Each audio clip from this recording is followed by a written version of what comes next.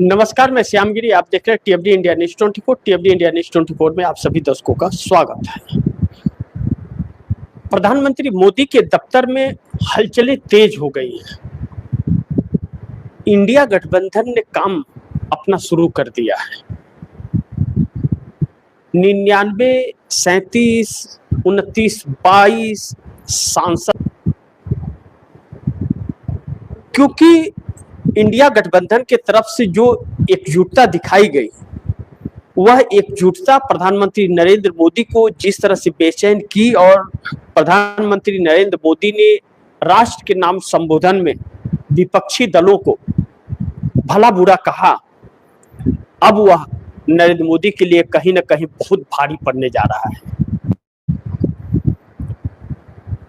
India गठबंधन के तरफ से जो सक्रियता और एकजुटता दिखाई गई, कहा जा रहा है कि अब अगले कदम की तैयारी शुरू हो गई है। आज चुनाव आयोग से तृणमूल कांग्रेस के नेता अभी से कुछ पल बाद मिलेंगे, क्योंकि दो चीजें बड़ी अहम है कि प्रधानमंत्री नरेंद्र मोदी ने कल अपने राष्ट्र के नाम संबोधन में आचार संहिता, चुनाव आचार संहिता का उल्लंघन किया।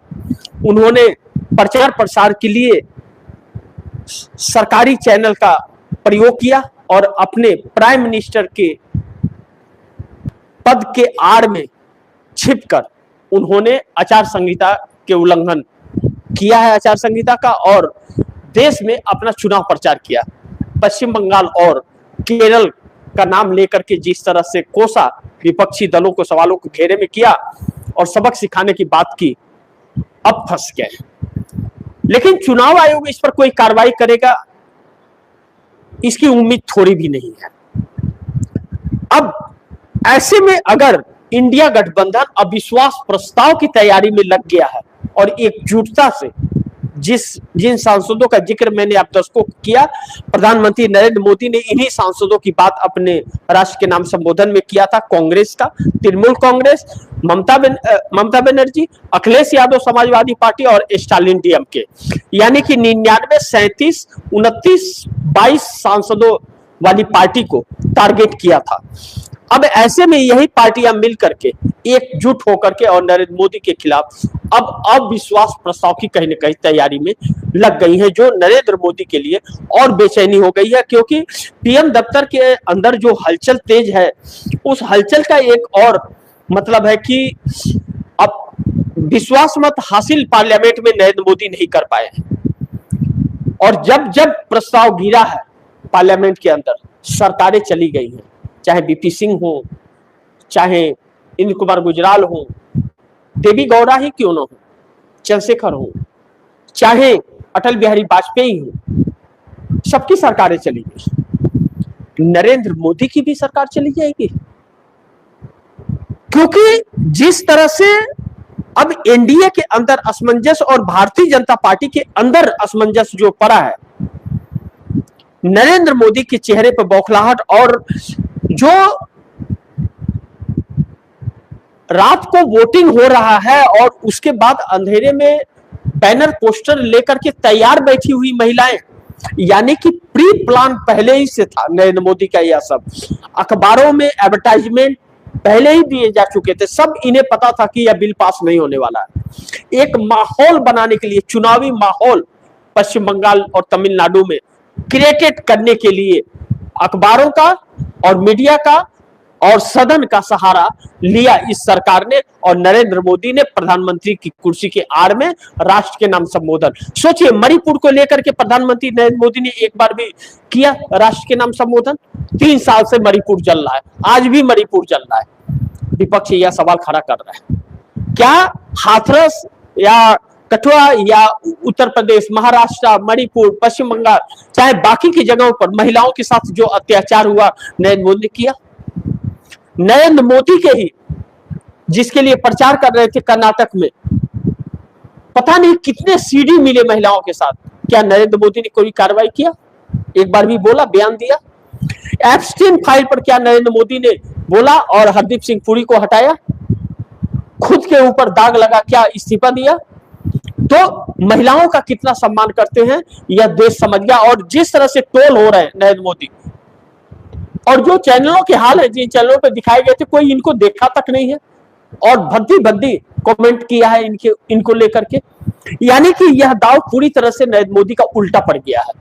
यानी कि जो रोना धोना पीटना था और महिलाओं के नाम पर जो आंसू निकाल रहे थे, वह सब कुछ बेकार चला गया, उल्टा पड़ गया। बल्कि अब ऐसे में चुनाव आयोग के पास भी तृणमूल कांग्रेस जा रही है। अब पूरे 4 दल, डीएमके, तृणमूल कांग्रेस ममता बनर्जी, अखिलेश यादव, कांग्रेस मिल करके अब इनके खिलाफ अविश्वास प्रस्ताव की एक बड़ी तैयारी में। नरेंद्र मोदी सरकार के लिए अब मुश्किल यह हो रही है, डर इन्हें यह लग रहा है कि जो एनडीए गठबंधन के 53 सांसद हैं, क्या वह 53 सांसद इनके साथ बने रह पाएंगे जब नरेंद्र मोदी का हर दांव ही फेल हो रहा है और उसका रिएक्शन उल्टा हो रहा है। इनके आंसुओं पर भी अब लोग नहीं जा रहे। यह आखिरी दांव नरेंद्र मोदी ने चला था, इसके बाद इनके तर्कस में कोई तीन नहीं रह गया। और महिला आरक्षण जो 2023 में हो गया था, अब उसको यह लागू भी नहीं कर रहे और करेंगे भी नहीं है, इनकी सोच ही हुआ नहीं है। अब ऐसे में नरेंद्र मोदी सरकार के लिए दिक्कत यह है कि नीतीश कुमार 20 तारीख को बड़ी बैठक करने वाले हैं। नीतीश कुमार क्या फैसला लेंगे उस बैठक में, उस बैठक का मकसद क्या है, वह तो बैठक समाप्त होने के बाद पता चलेगा। लेकिन बैठक में किसी भी पत्रकार की एंट्री नहीं है, पत्रकारों से बैठक को दूर रखा गया है। बैठक की सूचना जो कुछ भी होगा बाद में पत्रकारों को दिया जाएगा, लेकिन उसके लिए कोई खास प्रेस कॉन्फ्रेंस नहीं होगा। अब जो सूत्रों के हवालों से उसमें से खबर आएगी वही आएगी, लेकिन बहुत अहम बैठक जो पत्रकारों को दूर करके और बैठक किया जा रहा है। और इतना कड़े निर्देश विधायक और सांसदों को है कि तबीयत खराब भी हो गई घर में किसी की या खुद की तो भी पहुंचना है बैठक में। तो बहुत अहम बैठक इसका मतलब होने वाला है। और नीतीश कुमार दिल्ली आए नहीं है, सीएम की कुर्सी छोड़ दी है और दिल्ली नहीं आए। इसके पीछे भी बहुत बड़ा बात कहा जा रहा है कि जरूरी नहीं है कि नीतीश कुमार दिल्ली जाएंगे। तो इसका मतलब यह बैठक और भी अहम हो जाता है। ऐसे में जब 70 विधायक भारतीय जनता पार्टी का एक सुर में जेडीयू के विरोध कर दिए हों, अब नीतीश कुमार के फैसले का इंतजार है कि 20 तारीख को बैठक में क्या फैसले लेकिन चंद्रबाबू नायडू जो 18 सांसद हैं, नरेंद्र मोदी की दिक्कतें यही नीतीश और नायडू के 18 और 12 30 सांसद हैं। और चंद्रबाबू नायडू भी जबरदस्त टोल हुए हैं। चंद्रबाबू नायडू अपने जीवन में पहली बार टोल हुए हैं, जो उनको अब खाए जा रहा है।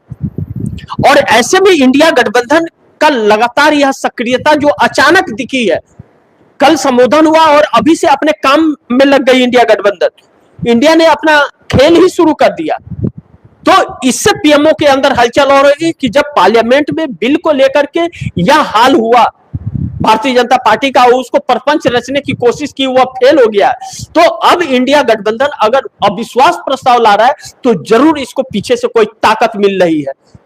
यानी और नीतीश कुमार की बैठक यह भी खाई जा रही है। चंद्रबाबू नायडू टोल हो रहे हैं साउथ के अंदर। अब उनके ऊपर सवाल खड़े होने लगे हैं कि चंद्रबाबू नायडू समर्थन कर रहे हैं ऐसी सरकार को जो सरकार साउथ के साथ में पक्षपात और भेदभाव कर रही है। तो ऐसे में चंद्रबाबू नायडू का मन बदल जाए, या भी डर नरेंद्र मोदी सरकार के अंदर पीएमओ के दफ्तर के अंदर हलचलों में यह भी दिख रहा है। यानी कि पूरी पटना से लेकर के और दिल्ली तक सरकार हिली हुई है। जबकि बिहार के अंदर सम्राट चौधरी सीएम बन गए, एक अच्छे सीएम अभी तक साबित हो रहे हैं। सम्राट चौधरी नीतीश कुमार की पसंद है और अभी तक जिस तरीके से सम्राट चौधरी काम कर रहे हैं वह बहुत सराहनीय है। अच्छे तरीके से सम्राट चौधरी काम कर रहे हैं। और जबकि सम्राट चौधरी के विरोध में जेडीयू के ही 70 विधायक बगावती तेवर में है, लेकिन नीतीश कुमार ने सम्राट चौधरी को बनाया। सम्राट चौधरी एक सफल, अभी तक कुछ ही दिन हुए हैं उनको बने हुए, कुछ और दिन होंगे तब उनकी असलियत पता चलेगी। लेकिन अभी तक तो सम्राट चौधरी अच्छे साबित हो रहे हैं और 24 अप्रैल को सम्राट चौधरी को बहुमत साबित करना है और 20 तारीख को नीतीश कुमार की बैठक हो रही है। और इसी बीच इंडिया गठबंधन के लोग सक्रिय हो गए। अब एक चीज और, नरेंद्र मोदी को जो वोट मिले थे अभी इलेक्ट्रॉनिक मशीन के से 278 मिले थे, वैसे 298 मिले थे, लेकिन 278 इलेक्ट्रॉनिक मशीन जो मिले थे उसमें जगन मोहन रेड्डी के भी सांसद थे, जगन मोहन रेड्डी के भी सांसद उसमें थे, वाईएसआर जगन मोहन रेड्डी के, बीआरएस के भी बताए जा रहे हैं। तो फिर नरेंद्र मोदी को यह डर लगने लगा कि एनडीए के लोग ही उसके साथ नहीं हैं और कहीं वह धोखा न दे दे, इसलिए कल बहुत सोच समझ के कल रात प्रपंच रचा गया था। यह Bharatiya Janata party press conference, Smriti Irani सास भी कभी बहू थी, वह भी आ गई प्रेस कॉन्फ्रेंस करने, 2 साल से गायब पड़ी हुई थी, तंज मारने के लिए आ गई, लेकिन सब कुछ उल्टा पड़ा। स्मृति ईरानी को कौन पूछ रहा है? अब लोग गालियां ही देते हैं, नरेंद्र मोदी को गालियां देना शुरू कर दी है लोग। इनके भाषा, इनके राष्ट्र के नाम संबोधन पर जो कमेंट्स इनके हो रहे थे, वह कमेंट्स क्या बताया जाए आप दर्शकों को, जैसा था आप किसी भी चैनल पर जाकर के देख लीजिएगा, उनके प्रोग्राम के नीचे कमेंट्स जो है किस तरह के कमेंट है। अब ऐसे में मोदी सरकार के लिए संकट, अब भारतीय जनता पार्टी और आरएसएस के अंदर नरेंद्र मोदी को लेकर के एक बगावत का सुर अब उठने वाला है। अब हम कह सकते हैं कि नितिन गडकरी ने जो बात कही थी कि भैया अपनी इज्जत बचानी है तो कुर्सी छोड़ के इस्तीफा देके चले जाओ, उसी में भलाई है। और नितिन गडकरी, नरेंद्र मोदी जब आए सदन में तो नितिन गडकरी खड़े भी नहीं हुए उनके स्वागत में। अब नरेंद्र मोदी फंस गए हैं, उनके ही कौन नेता उनके साथ है, कौन नेता उनके साथ नहीं है, इसकी पहचान नहीं कर पा रहे हैं, क्योंकि 240 सांसदों की आज तक संसदीय दल की बैठक नहीं हुई और उसके नेता भी नरेंद्र मोदी नहीं चुने गए।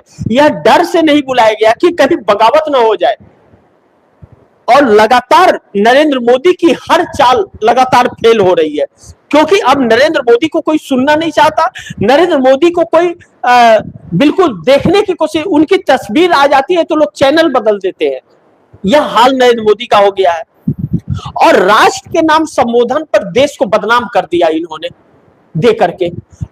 29 मिनट के भाषण में अपने 58 बार कांग्रेस का नाम इन्होंने लिया है, तो आप समझ जाइए कि कांग्रेस इनके गले की हड्डी बन गई है, इनके डर का नाम कांग्रेस हो गया है अब, और कांग्रेस के रहते इनके मकसद सफल नहीं हो पा रहे हैं। और नरेंद्र मोदी यह जान गए हैं कि आने वाले वक्त में हमारे लिए बहुत संकट पैदा होने वाला है। अब इंडिया गठबंधन के पास भले ही बहुमत का आंकड़ा नहीं है, लेकिन इंडिया गठबंधन जिस तरह से आम जनता के अंदर जा करके इनको एक्सपोज कर रहा है, इनकी चेहरे की हवाइयां इसलिए उड़ी हुई हैं कि इनके जनता एकजुट होकर सड़क पर ना आ जाए, क्योंकि नीतीश नायडू के ऊपर भरोसा नहीं किया जा सकता। नीतीश नायडू ने इस बिल के समर्थन में यह नहीं कहा कि मैं इस बिल का समर्थन नहीं करता हूं। चंद्रबाबू नायडू ने भी बयान दिया कि मैं इस बिल का समर्थन करता हूं, सरकार के साथ हूं। भले वोट दिया या नहीं दिया बात की बात है, लेकिन हाथ उठाने वाले में तो वोट किया, 298 मिला, लेकिन इलेक्ट्रॉनिक में 278 मिला, जिसमें वाईएसआर जगन मोहन रेड्डी के भी शामिल है। तो इलेक्ट्रॉनिक से जब सरकार को बहुमत साबित करना पड़ता है, अविश्वास प्रस्ताव आता है, उस समय हाथ उठा करके नहीं, इलेक्ट्रॉनिक मशीन से तय होता है। तो इलेक्ट्रॉनिक मशीन से तो इसमें इन्हें पूरा बहुमत नहीं मिला, भले उस तरह से 298 मिला काउंटिंग में। तो अब ऐसे में मोदी सरकार के लिए एक संकट है, लेकिन चंद्रबाबू नायडू और नीतीश से उम्मीद भी नहीं की जा सकती, क्योंकि यह उम्मीद और भरोसे के लायक बचे नहीं। यह अपने स्वार्थ में बार्गेनिंग के लिए भले कुछ कर ले मोदी सरकार। तो अब जो इंडिया गठबंधन के यह 4 दल जिसको कल टारगेट किया गया, यह 4 दल अगर जनता के अंदर जा रहे हैं और जिस तरह से जनता का इनको सपोर्ट मिल रहा है और जिस तरह से अविश्वास प्रस्ताव की तैयारी कर रही है इंडिया गठबंधन, तो अविश्वास प्रस्ताव लेकर के आएगी यह सोच करके कि इनके पास तो समर्थन है, नीतीश नायडू समर्थन खींच लेंगे, इस बात की गारंटी तो नहीं है, और इंडिया गठबंधन भरोसा भी नहीं कर रहा है। लेकिन नरेंद्र मोदी के अंदर डर है कि कहीं ऐसा ना हो कि इंडिया गठबंधन जिस तरह से माहौल बना रहा है और जिस तरह से बैकफायर किया है राष्ट्र के नाम संबोधन और इनका प्रचार प्रसार, उस तरह जनता कहीं ना सड़क पर उतर जाए, और जनता सड़क पर उतर गई तो अविश्वास प्रस्ताव पर नीतीश नायडू की मजबूरी बन जाएगी फिर, क्योंकि साउथ में चंद्रबाबू नायडू को लेकर के बहुत सवाल उठ खड़े हुए हैं, बहुत बुरी तरह से ट्रोल किए जा रहे हैं। ऐसे में रेवंत रेड्डी ने कल बयान दिया मोदी को लेकर के, या कहीं निशाना कहीं और था, तीर कहीं और चला था। रेवंत रेड्डी ने यह कहा कि नरेंद्र मोदी को कि आप महिला आरक्षण के लिए लेकर के आइए, डिलिमिटेशन के लिए नहीं, मैं सबसे बात करता हूं और मैं कहता हूं कि मैं हर किसी से बात करके आपको समर्थन दिलाऊंगा। और कांग्रेस ने भी प्रेस कॉन्फ्रेंस करके कहा कि हम समर्थन देंगे, आप महिला आरक्षण को ले आइए। 2023 में जो किए थे उसके लिए थोड़ा सा अगर इंप्लीमेंट करना है तो एक लाइन का कुछ संशोधन ले आइए। आप देश को बांटने का ले आएंगे तो हम आपको समर्थन थोड़ी देंगे। अब इस बात से जब आज बैकफायर करने लगा तो कहा जा रहा है कि अब भारतीय जनता पार्टी के अंदर सुर गूंजने लगा है और उधर आरएसएस के अंदर। अब ऐसे में हॉर्मुज ईरान और अमेरिका के बीच फिर एक बार क्या ना कि जंग के संदेश आते हुए नजर आ रहे हैं। हॉर्मुज को फिर पूरी तरह से बंद कर दिया, भारत के एक शिप को टारगेट किया गया, ईरान की तरफ से उस पर वार किया गया क्योंकि वह उल्लंघन कर रहा था वहां के नियमों का भारत। तो अब बहुत मुश्किल में नरेंद्र मोदी फंस गए हैं। आने वाले दिनों में जो परिस्थितियां और हालात बनने वाले हैं इनके, उससे एक खौफ और डर नरेंद्र मोदी के अंदर दिख रहा है। लेकिन वह खौफ और डर कहीं, और इंडिया गठबंधन की मजबूती, एकजुटता कहीं ना कहीं नीतीश और नायडू को विचलित कर रही है। यानी कि 24 अप्रैल को सम्राट चौधरी को बहुमत साबित करने का वक्त आ गया और 20 को बैठक और चंद्रबाबू नायडू की ट्रोलिंग कुछ न कुछ तस्वीरें बदलने वाली है। इसलिए पीएमओ दफ्तर के अंदर हलचल अचानक एकदम तेज हुई है। जैसे ये आया कि इंडिया गठबंधन जा रहा है, ममता बनर्जी जा रही हैं वहां ज्ञानेश कुमार के पास और 200 सांसदों की सूची तैयार की जा रही है अविश्वास प्रस्ताव के लिए आने वाले सत्र में। चेहरे की हवाइयां सरकार की उड़ी हुई है। क्या होता है यह देखना बड़ी महत्वपूर्ण होगा। लेकिन एक चीज है कि इंडिया गठबंधन के इन चार दलों ने एकजुटता जो दिखाई है, देर हुआ, यह काम बहुत पहले होना था तो आज यह नौबत ना आई होती। देर हुआ है लेकिन दुरुस्त हो रहा है, इस बात से इनकार नहीं कर सकते क्योंकि इनका इलाज देश की जनता ही है। और अब यह तय हो गया है कि इनके झांसे में देश की जनता नहीं आ रही है।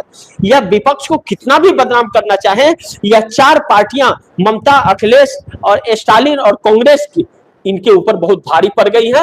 और जनता की तरफ से नरेंद्र मोदी के लिए जो रिएक्शन आ रहा है वह शुभ संकेत नहीं दे रहा है और वह रिएक्शन नीतीश नायडू के लिए भी अच्छा नहीं होगा। बाकी देखते हैं, इंतजार करते हैं कि क्या होता है। जो भी होगा खबरें आप दर्शकों तक लाते रहूंगा। लेकिन आप दर्शकों की क्या राय है, क्या सुझाव है, आप कमेंट में जरूर दीजिएगा और इस खबर को ज्यादा से ज्यादा शेयर कीजिएगा, अपने दोस्तों को भी कहिएगा आगे शेयर करें। और आपने टीएमडी इंडिया न्यूज़ 24 को सब्सक्राइब नहीं किया, सब्सक्राइब कर लीजिए, अपने दोस्तों को भी कहिएगा सब्सक्राइब करें। मिलते हैं अगली खबर के साथ, तब तक के लिए नमस्कार।